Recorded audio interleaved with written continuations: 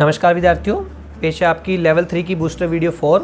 इसमें आपको एक ब्रीफली हम फुल फॉर्म्स और छोटे छोटे ब्रीफ पॉइंट कवर करने वाले हैं। 5 से 10 मिनट की वीडियो रहेगी और इस वीडियो के बाद आपकी 4 बूस्टर वीडियोज़ में आपकी अच्छे से रिवीजन हो जाएगी। तो सबसे पहले आपसे पूछ सकते हैं RF की फुल फॉर्म क्या होती है। रिप्रेजेंटेटिव फ्रैक्शन, ये ड्राइंग्स में काम आता है। RF क्या होता है? फ्रैक्शन, ये मतलब एक रेशो बनाया जाता है। जैसे मान लीजिए कि वस्तु का ड्राइंग पर आकार कितना है और वस्तु का असली आकार कितना है। मान लीजिए वो वस्तु 1 mm की है और उसको ड्राइंग उसका असली आकार 2 mm का है, तो इसका मतलब क्या होगा? उनका रेशो कितना होगा? 1:2 का हो गया। क्यों?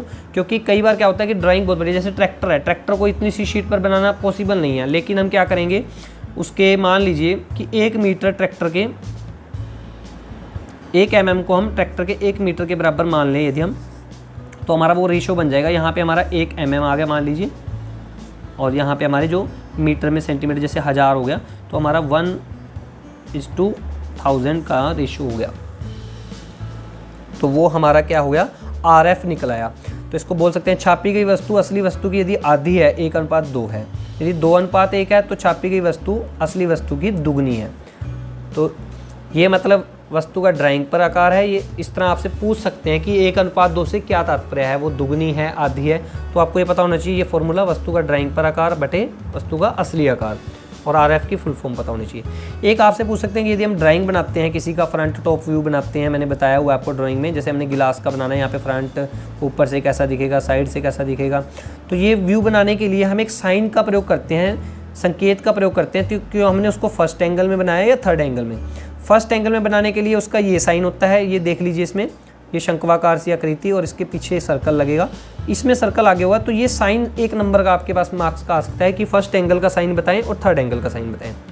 और ये भी पूछ सकते हैं आपको कि फर्स्ट एंगल और थर्ड एंगल में डिफरेंस क्या है। तो आपने बोलना है कि फर्स्ट एंगल का एक तो ये साइन होता है, एक आपने बोलना है कि फर्स्ट एंगल में हमारा जो टॉप व्यू होता है वो नीचे बनता है और थर्ड एंगल में हमारा टॉप व्यू ऊपर बनता है। तो ये हमारा बेसिकली नॉलेज की बात है, हमें पता होनी चाहिए। एक आपसे शीट्स के साइज पूछ सकते हैं, ड्राइंग शीट्स के साइज। A0 शीट है जो हमारी, उसका साइज होता है 841x1189। किस चीज़ में होता है? ये mm में होता है। तो इससे आप याद कैसे कर सकते हैं कि जो इसकी विड्थ है इस शीट की, वो यहाँ पे इसकी लेंथ बन गई। फिर उसके बाद 594x841, ये वाली यहाँ पे आ गई, A2 साइज हो गया। फिर उसके बाद 420 297x420, उसके बाद A4 साइज का होता है 210x297 mm। और जो हमारा A4 साइज होता है जिसमें हम पेपर फोटोकॉपी कराते हैं, इसमें भी मैं जो आपको पढ़ा रहा हूँ ये भी A4 साइज है। तो ये बेसिकली ये होता है कि 210 उसकी विड्थ होती है, ये होती है 210, और 297 उसकी लेंथ होती है। तो इस प्रकार से ये उसका mm में साइज होता है। ISO की फुल फॉर्म यदि आपसे पूछें क्या है, तो आपने बोलना है इंटरनेशनल ऑर्गेनाइजेशन फॉर स्टैंडर्डाइजेशन। यदि आपको इंग्लिश में याद करने में प्रॉब्लम है तो आप लिख सकते हैं अंतर्राष्ट्रीय मानक संस्थान, जो अंतर्राष्ट्रीय लेवल पर इसको तय करता है। जैसे ये A4 साइज के साइज किए गए, ये भी ISO सर्टिफाइड हैं। उसके बाद BIS, bureau of Indian standard, जो हमारा इंडिया अपने लिए स्टैंडर्ड निर्धारित करता है। ये तो हो गया हमारे इंटरनेशनल लेवल पर, सभी देशों में बनाए जाते हैं, ये सिर्फ हमारे देश में बनाए जाते हैं, तो वो भारतीय मानक ब्यूरो है। 2D 3D बेसिकली किस बात के लिए होता है? 2D का मतलब 2 डायमेंशनल, जिसमें हमें वस्तु की लंबाई और चौड़ाई पता है। लेकिन 3D में क्या होता है? उसमें हमें उसकी मोटाई भी दिख रही होती है, पीछे का बैकग्राउंड भी दिख रहा होता है, मोटाई कैसी है वो वस्तु। तो ये बेसिकली आप फ्यूचर में यदि आप पार्ट डिज़ाइनिंग में, ऑटोमोबाइल इंडस्ट्री की डिज़ाइनिंग इंडस्ट्री में जाना चाहते हैं, ऑटोकैड इस तरह के कंप्यूटर के सॉफ्टवेयर होते हैं, वो सीखने में आपका इंटरेस्ट है, तो उसमें आपको ये 2D 3D ड्राइंग्स के साथ फेस करना पड़ेगा। RH right hand, left hand LH। OD outer diameter, जैसे मान लीजिए वाशर है, तो इसकी ये जो आउटर डायमीटर है तो ये क्या है? OD, और इसकी इंटरनल डायमीटर क्या है? ID, inner diameter. HVAC क्या होता है? Heating, ventilation and cooling. जो हमारी गाड़ियों का AC होता है वो HVAC होता है, क्योंकि वो हीटिंग भी करता है, वेंटिलेशन भी देता है, बाहर की हवा को भी अंदर आने देता है, और हीटर का कार्य भी करता है, और हमें कूलिंग भी देता है, 3 काम करता है। CI cast iron. FRP fibre reinforced plastic, पिछली वीडियो में भी हम बात कर चुके हैं, ये फाइबर की प्लास्टिक होती है, लिक्विड से हार्ड करके उसको शेप में मोल्ड किया जाता है। एक आप वेल्डिंग का टाइप है, उसकी भी फुल फॉर्म पूछ सकते हैं, OFW oxy fuel gas welding.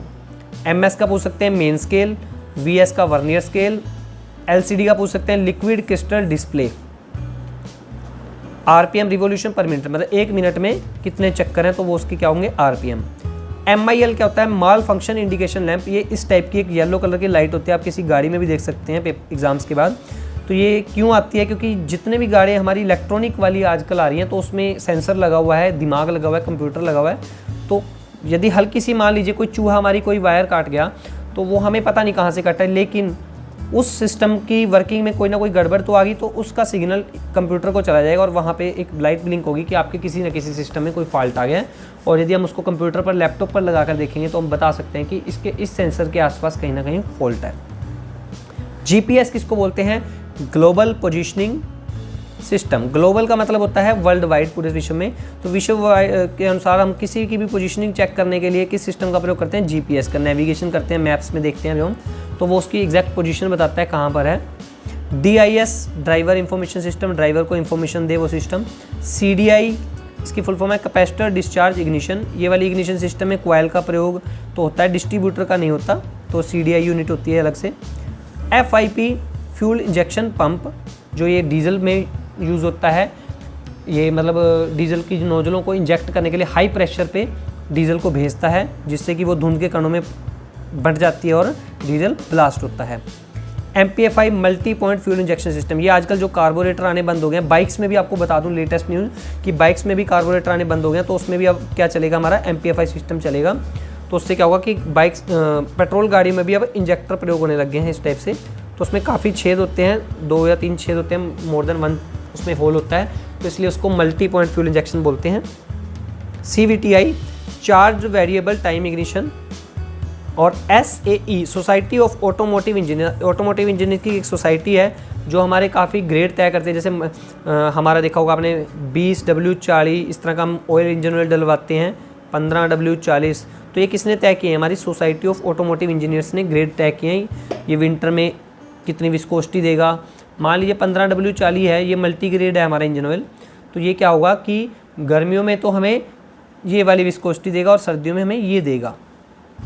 हालांकि हमें सर्दियों में ये देनी चाहिए, परंतु इसके अंदर एक एडिटिव मिक्स किए जाते हैं, तो जिससे क्या होता है कि हमारी विस्कोसिटी सर्दियों में कम होती है और गर्मियों में ज़्यादा होती है। तो डिमांड के अकॉर्डिंग काम करते हैं। इसके बारे में हम फिर कभी चर्चा करेंगे अगली वीडियो में। तो IHP indicated horse power, BHP break horse power, FHP frictional horse power और CC क्यूबिक कैपेसिटी। तो इसके साथ ही हमारी फुल फॉर्म भी कवर होगी और 4 बूस्टर वीडियोस में आपकी अच्छी से रिवीजन होगी। सभी को एग्जाम्स के लिए शुभकामनाएं। धन्यवाद। जय हिंद, जय भारत।